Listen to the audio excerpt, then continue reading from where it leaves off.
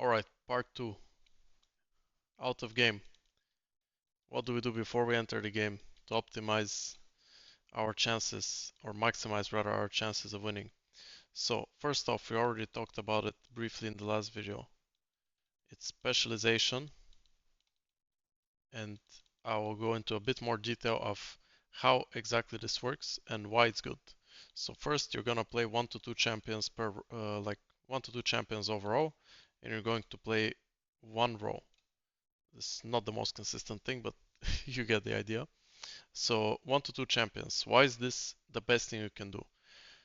As you play League, there's many aspects of the game that you can know and you can be good at and give you better chances of winning. For example, you can have better wave management, you can have better understanding of mid game, better map awareness, etc.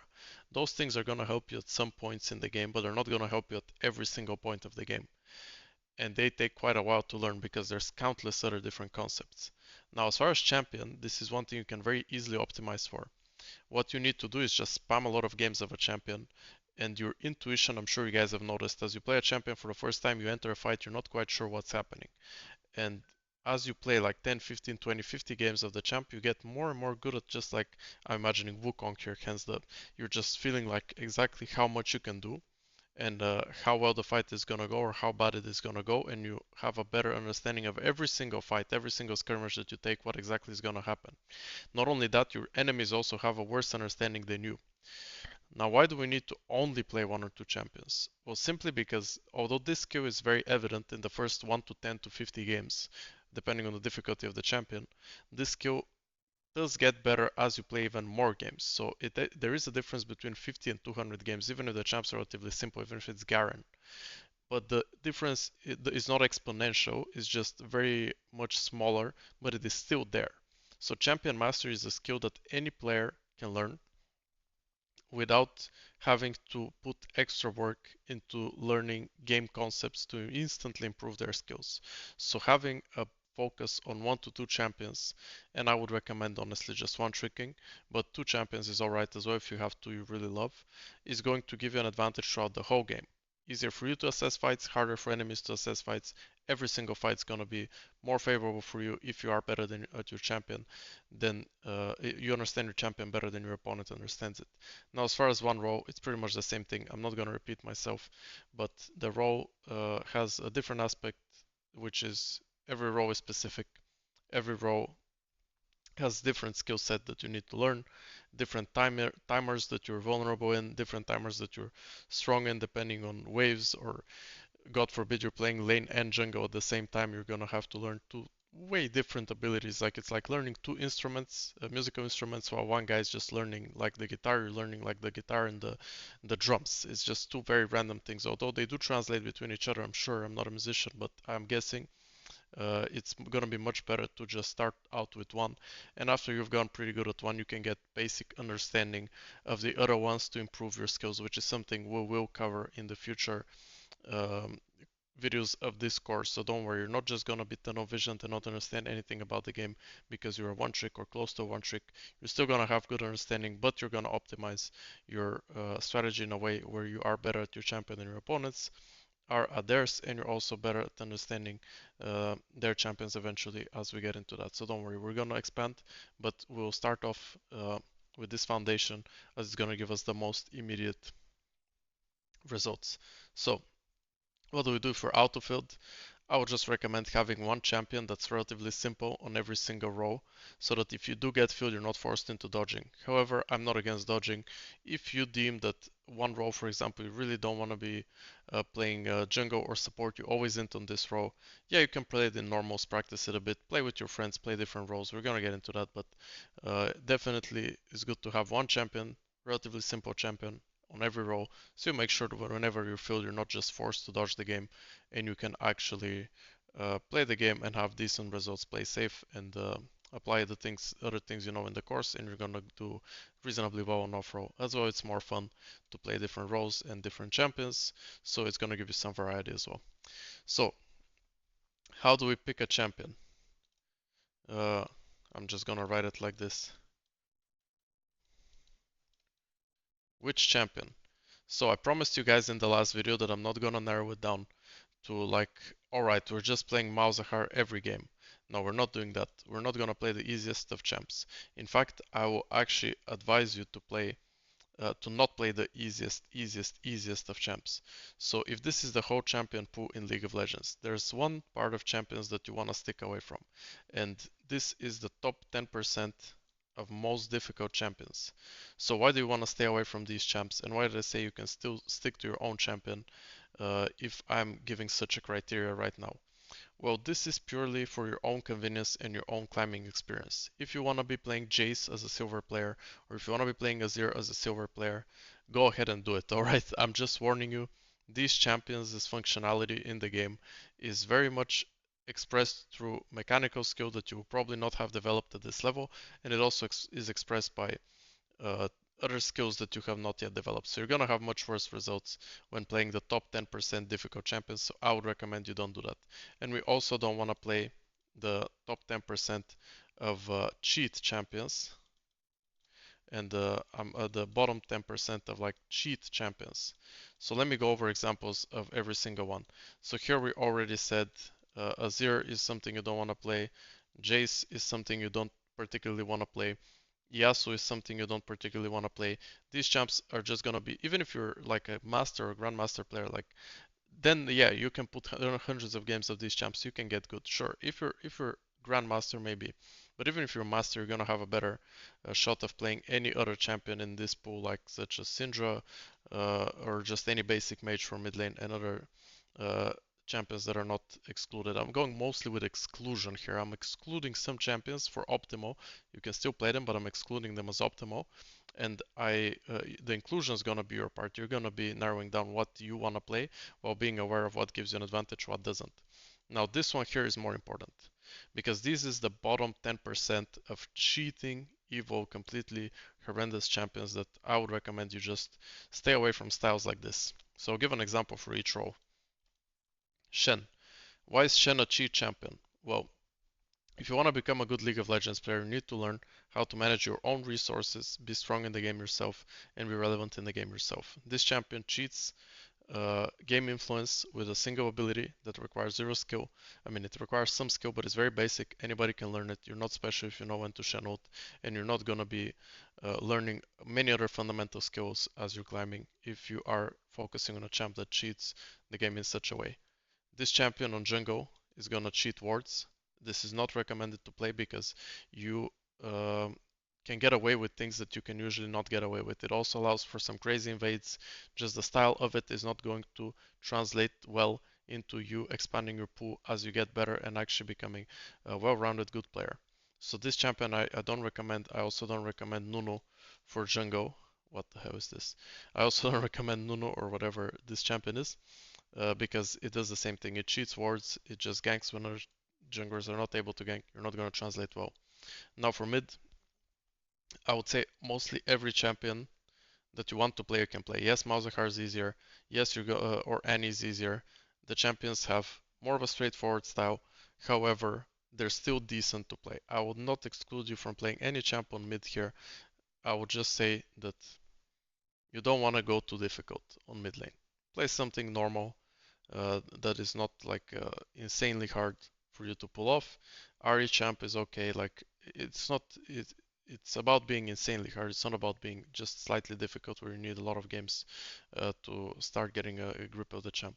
So mid lane I'll leave you with everything available. Now on AD carry, one champion I don't like is Nyla. Doesn't teach you to attack move, doesn't teach you to position traditionally as AD carry, and it also doesn't. And another style that would not like you to play if you like to improve long term is mages. Now, all of these champs they're gonna get you to climb short term. So if you wanna be an evil cheater type player, you can do that. But just keep in mind the things that I'm warning you about here. You're not going to be as good long term if you focus on such a style. There's very rare that someone transitions from a Shaco OTP to a pro or from a Shaco OTP into other champs. Now, if you're playing the most difficult champs, that can happen. For example, Lee Sin OTP becoming an incredible pro player. We've seen it countless times. However, we have also not seen countless times the other people who are doing that and they're in the slums of silver. with their 1000th game of Lee Sin and they're not climbing. Okay, so I have seen more of that than probably you guys because I've coached a lot of people, but uh, most difficult champs for that reason I don't think are a good idea, and cheat champs I don't think are a good idea as well. If you want to improve long term, if you want to climb fast, maybe I'll do another course on that, how to climb just whatever the cost, just how to get more elo without considering long-term improvement. Now on support, I'd say mages are not the best because they're not a meta pick and they are kind of a thing that only works in solo queue. However, on support, it's kind of the same. You can play whatever. I would just say support champions are a bit easier than other champs. Yes, yes, I said it. It's kind of an easier role, easier champs. So you can play more than 1 to 2 champs on support. You can have like an enchanter and a melee champ. I would recommend you have some melee champs in your pool, whether it's a Not or a Leo or whatever you like. Have something that's melee so you're not completely just an enchanter puppet that follows their team and presses buttons and outscales the enemy because they're bad. I would not recommend this. I would also not recommend mages if you want to eventually expand into playing pro, but I don't hate mages per se as much as I do on AD carry because the style is not that different for support, honestly, and they also teach you some decent mechanical skills. So actually delete the mages here. And I'll say on support you can play mostly everything, but how about 2 to 3 champs more so than 1 to 2? And try not to one-trick enchanters. If you want to one-trick a melee champ, sure. You can transition from melee to enchanter, as it's the harder to the easier, but you have a hard time transitioning from enchanter to melee, and I've seen it countless times. So, how do you decide if your champ is actually a good one? And what criteria should you use? We've already put out some criteria here, and we can expand on it a little bit more. So, now let me see here. So, good in most games. Now, in most games. You guys get it. You got my style at this point. So good in most games. What that means is you want your champion to be the following. You have, for example, 50 games on your champ, so you think you're pretty good on your champ, and you're not playing the top 10% of what am I doing? This is the top, okay? This is symbolizes the top. You're not playing the top 10 hardest percent champions, and you also are pretty decent at your champ. How do you know if your champ is holding you back? Well, you look at your games retrospectively. You don't need to review them per se, but if you want to, you can do that. And you see how often do I have a game where I am strong in the game and I lack influence over the game. So if you're playing Akali and you're really strong, you're gonna have a lot of games where you B1 Akali or first pick it, I mean pick it on blue side, pick one what B1 means or red 1-2, R1-2, and you pick it early in a rotation and the enemies have Galio, Garen, whatever, etc. And then there's so much CC that even when you're strong, you're struggling to influence the game. And on top of that, the champ is kind of entering this area of top 10%. So even if you have 50 games, I can see a lot of players in gold, and I have seen it through coaching, struggling to carry games with this champ, whatever you teach them, contrary to other players who you teach a couple concepts and they see immediate improvement.